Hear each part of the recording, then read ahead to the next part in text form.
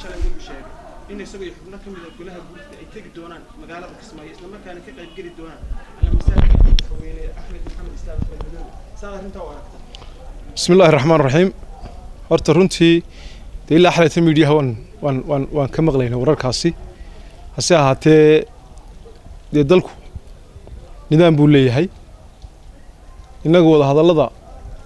golayaashu iyadoo ay mamnuuc tahay dawladda loo ogolaaday in Soomaaliya iyo Somaliland loo wada hadlo laba dal baan aynu nahay oo Somaliland iyo Soomaaliya ayaynu u wada hadlaynay ma jirto meel aynu maamul goboleed iyo Somaliland ay iska gaaraan totally ma jirto cid kastoo tagtaana dambiile noqonaysa qarankan dambiile ka noqonaysa anagu intaanu hayno cid tagaysa golaha guurtiduna cid ka tagaysa ma jirto ciddii kale istiraada isku dayday inay tagtaana waa dambiile waayo inagu gooraynu Soomaaliya ka soo dhacno aynu maamul goboleed la xaajoono ma joogno arrinta labaad ee doonayay inaan cadeeyana waxa weeye inagu koonfurta Soomaaliya koonfur wada hadalla inaga dhaxeeyay inaynu wada hadallo oo wixii aynu isla tagnay inaynu la kala noqono Somaliland marna ka suura gali mayso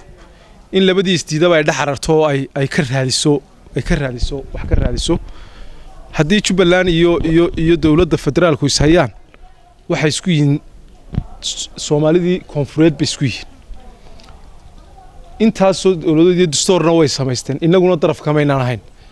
marka meel laba kuma jirto inaynu inagu dhax ararno inaynu maalinba cadifadiina qaado aynu niraano hebel la colahay aynu u tagno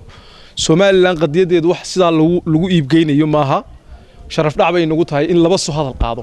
inaynu niraahno laakiin talaynu bixin karnaa taladaynu bixinayna waxa weeyaan inaynu Soomaaliyadaynu wada hadlaynaa ururto oo khilaafku ka dhamaado oo ay isu tanaasulaan fariinta waynu u diraynaa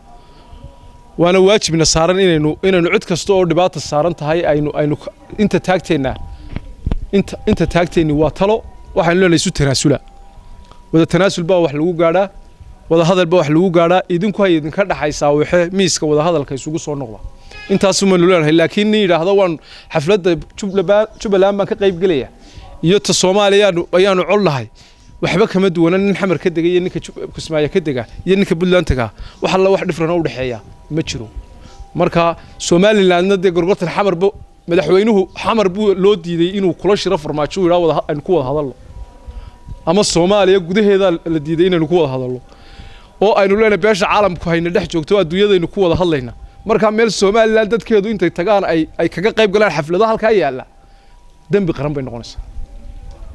maxay tahay fariinta u diraysa xukuumadda iyo fariinta u diraysa Naasir Naasir kelidii la hadli maayee cid kasta oo laabta ka jecel inay waxa ku hamido waxaan leenahay wax dalkan idinka hirgelaya ma jiro awal barag shaqo tagi jiray oo koonfur tagi jiray way jiraan ninku hadduu shaqo tagayo oo uu leeyahay Somaliland waan ka shaqo tagaya waxaan is leeyahay cid ay hortaagaysaa ma jirto laakiin magaca Somaliland iyo waliba golayaasha qaranka matalaya ama xisbi ha noqdo ama dhaqan ha noqdo ama siyaasad ha noqdo matalaya oo u tagi kara ma jiro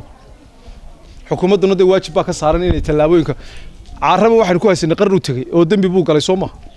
marka cid kasta oo falka gasha dambiilun bay noqonaysaa intaas man